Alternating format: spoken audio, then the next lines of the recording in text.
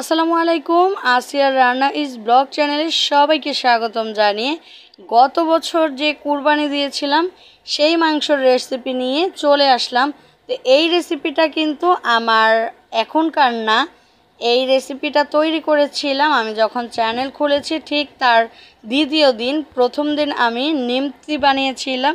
তো কি কি এখানে ব্যবহার করছি, খাসির মাংস, পেঁয়াজ কুচি, তারপর টমেটো, কাঁচামরিচ কুচি, হলুদের গুঁড়া, মরিচের গুঁড়া, ধনিয়ার গুঁড়া, জিরার গুঁড়া, তারপর ওই যে আমার হাতের স্পেশাল গরম মশলার গুঁড়া, তারপরে এখানে স্বাদ মতো লবণ, সব কিছু মানে যা যা দেই আর কি।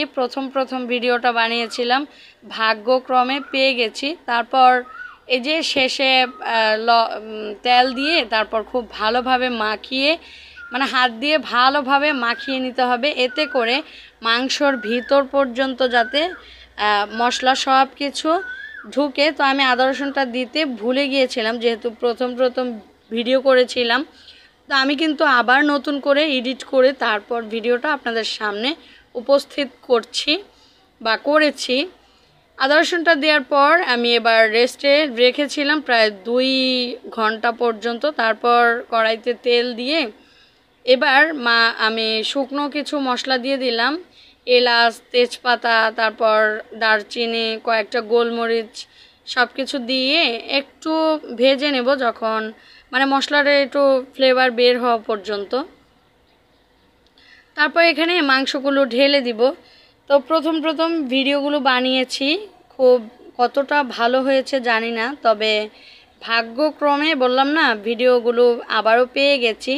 তো আমার যতগুলো ভিডিও মানে বর্তমানে দেখতে পাবেন, অনেকগুলো ভিডিও, ব্লগ ভিডিও আছে, রেসিপির ভিডিও আছে, এগুলো আমি নতুন করে আবারও কিছু এমনিতেই আপলোড করে দিয়েছি, আবার কিছু আছে মানে নতুন করে এডিট করে ভয়েস দিয়ে তারপর ছাড়ছি। যেমন এই যে এগুলো আমি নতুন করে এডিট করেছি, আবারও ভয়েস দিয়েছি, তারপরেই আপনাদের সামনে মানে আমি ছেড়েছি।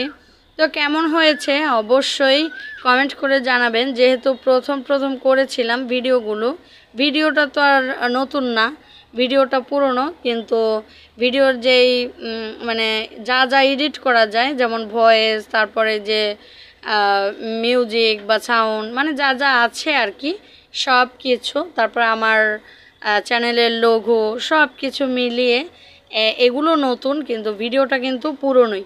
তো আমার এই রেসিপিটা কেমন হয়েছে অবশ্যই কমেন্ট করে জানাবেন।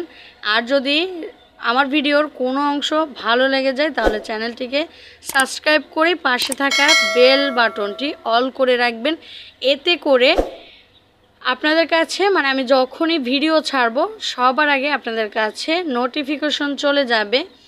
আর আমার ভিডিওতে একটা লাইক এবং কমেন্ট মানে আমাকে উৎসাহিত করা, আমি যেন সামনে আরও সুন্দর ভিডিও আপনাদেরকে উপহার দিতে পারি এবং আপনাদের সামনে সহজভাবে ভিডিওগুলো তুলে ধরতে পারি, সেই কামনাই, অন্য কিছুই না। আচ্ছা যাই হোক, খুব ভালোভাবে কষিয়ে তারপর আমি এখানে ঝোলের পানিটা দিয়েছিলাম।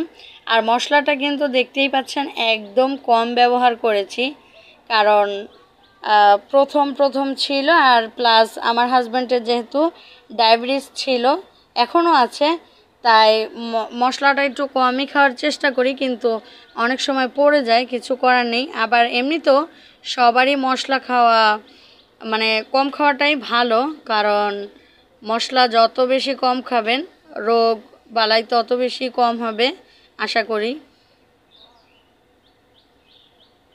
এই তো মাংসটার এই অবস্থা, আমি জুম করতে মাংসর ভিতরেই ঢুকে গিয়েছিলাম প্রায় কি যে একটা অবস্থা।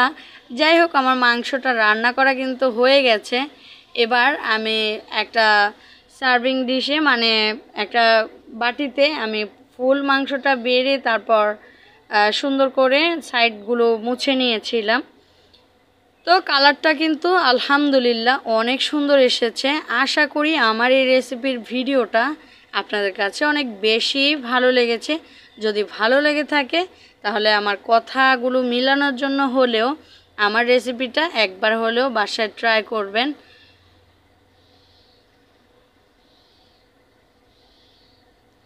তো আমার আজকের রেসিপি এ পর্যন্তই। সবাই অনেক বেশি ভালো থাকেন। আল্লাহ হাফেজ।